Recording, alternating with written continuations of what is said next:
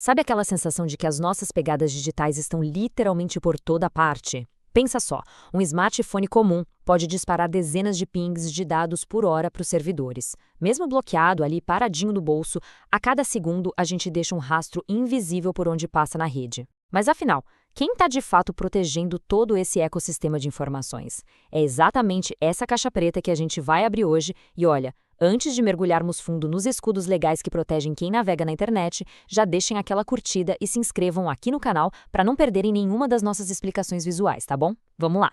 Porque, vamos ser bem sinceros, a gente aceita aqueles termos de serviços gigantescos, quase maiores que obras completas do Shakespeare, sem ler uma linhazinha sequer, não é verdade? A gente simplesmente marca aquela caixinha minúscula e segue a vida torcendo para o melhor. Mas a grande pergunta é: para onde vão todas essas informações depois do clique? Tem um abismo enorme entre a nossa rotina digital e as regras com as quais a gente concorda quase de olhos fechados. Fica sempre aquela pulga atrás da orelha, aquela sensação incômoda de total falta de controle, como se a informação simplesmente evaporasse no éter.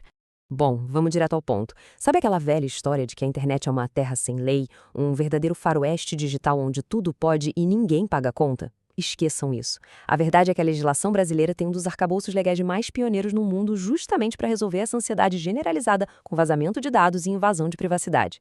Nós temos sim um conjunto de regras super robustas, desenhadas não só para punir abusos, mas principalmente para devolver a chave do cofre, a autonomia, para quem usa a rede todo santo dia. É uma arquitetura de proteção impressionante. E para entender direitinho como toda essa engrenagem funciona, a nossa análise vai seguir uma rota bem lógica. 1. O fim da terra sem lei. 2. Os direitos na internet. 3. A engenharia da segurança. 4. Transparência e acesso legal. E 5. O controle nas próprias mãos. Vamos desconstruir essa complexidade jurídica sem nenhuma enrolação, indo direto ao que interessa. Então, começando pela nossa primeira parada, o fim da terra sem lei e a base de tudo isso. Para a gente ter um chão sólido aqui, o Marco Civil da Internet, a famosa Lei 12.965 de 2014, funciona basicamente como a nossa Constituição digital. Mas, antes de falar de proteção, a gente precisa ter clareza. O que exatamente a gente está protegendo? O artigo 14 do Decreto 8771 bate o martelo nisso de um jeito cristalino. Dado pessoal não é só nome completo em formulário ou número de CPF, não. É literalmente qualquer dado relacionado a uma pessoa que possa ser identificada. E por que isso é tão crucial? Porque um simples clique num banner, o GPS do celular no trânsito ou até aqueles identificadores invisíveis por trás de um login entregam de bandeja os nossos hábitos mais íntimos e rotinas. Como o mercado lucra bilhões com esses padrões invisíveis, a lei chegou dizendo: opa, tudo isso é dado pessoal e exige um escudo blindado, sem negociação. Isso nos leva direto para a nossa segunda parte, os direitos na internet, focando especificamente na força dos artigos 7 e 8 do Marco Civil. E olha, o que é realmente fascinante aqui é que a gente não está falando de uma listinha burocrática pegando poeira no tribunal. A gente está falando de superpoderes reais. O artigo 7º garante a intimidade inviolável. Comunicações secretas. Isso quer dizer que o fluxo e o conteúdo das mensagens privadas simplesmente não podem ser interceptados ou bisbilhotados sem uma ordem judicial muito bem fundamentada. Além disso, temos direito a contratos cristalinos e a garantia absoluta de que nada vai ser compartilhado sem um consentimento super claro e expresso. Mas o superpoder mais sensacional de todos, o direito à exclusão definitiva dos dados. Acabou a relação com o aplicativo? A empresa não pode manter um perfil fantasma rodando nos servidores dela eternamente. É o direito sagrado de apagar o rastro e exigir o esquecimento digital. Aí a gente entra na parte 3, a engenharia da segurança. O famoso como isso funciona na prática através do Decreto 8.771. Porque, pensem bem, é muito fácil a lei simplesmente dizer, pronto, existe o direito à privacidade. Mas como isso vira a realidade técnica? A legislação tradicional quase sempre sofre para acompanhar a velocidade da tecnologia, certo? Mas a mágica aqui acontece na dobradinha. Enquanto o Marco Civil dita o que são os direitos, é o Decreto 8771 que arregaça as mangas e traz a engenharia técnica pesada. Ele estabelece as regras exatas de como os provedores vão trancar as portas contra vazamentos. É a ponte perfeita entre o texto frio no papel e o código de programação rodando lá no servidor.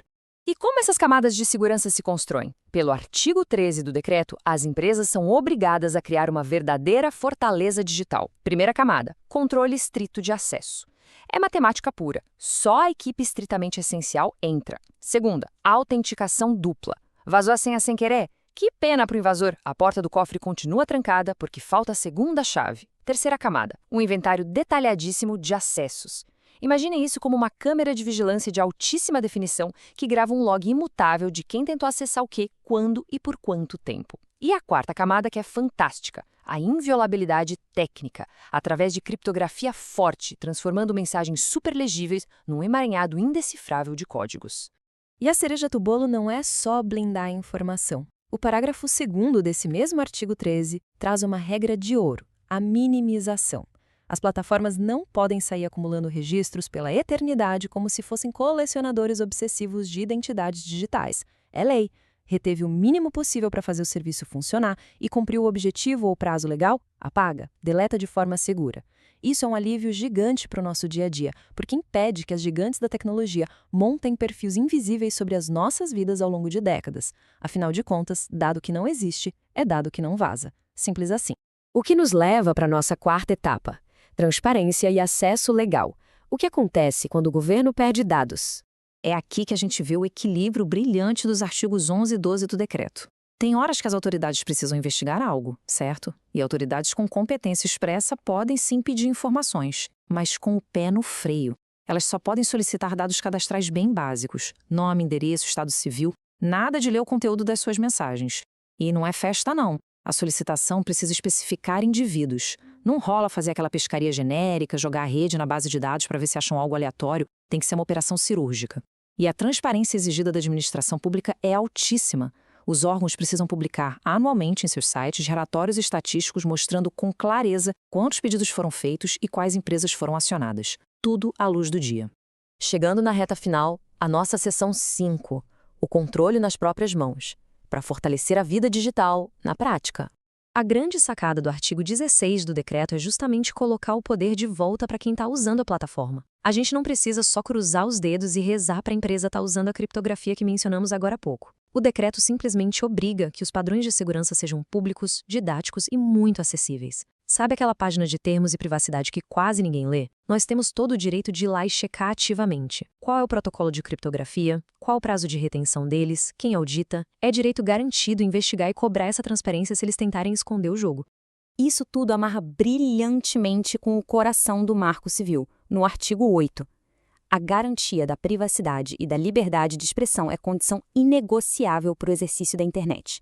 Gente, privacidade não é bônus, não é um presentinho opcional que a empresa oferece porque é boazinha. É o pilar. E qualquer plataforma que tentar empurrar aqueles termos de uso absurdos, forçando a barra para abrir dados ou anular o sigilo, perde feio. A própria legislação determina que essas cláusulas são nulas de pleno direito. Elas têm zero validade legal, não importa quantas vezes o botão de concordo foi clicado lá no início. O que deixa a gente com uma pulga atrás da orelha bem importante para fechar essa nossa explicação. O escudo, a gente já sabe que existe. A lei está aí, escrita e detalhada. A criptografia é obrigatória e o botão de deletar para sempre é real. Tudo cravado no Marco Civil e no Decreto 8771. Mas o escudo só protege se a pessoa levantar o braço na hora certa para se defender, não é verdade? Direito que a gente não exige ativamente vira fumaça na imensidão da rede. Com a tecnologia voando numa velocidade absurda, a verdadeira pergunta que fica é: nós estamos realmente cobrando e exercendo esses direitos digitais que já possuímos? Fica aí a reflexão. Aproveitem a oportunidade para dar uma bela investigada hoje mesmo nas práticas de segurança dos aplicativos que habitam os celulares de vocês. Espero que essa análise tenha sido super útil. Até a próxima.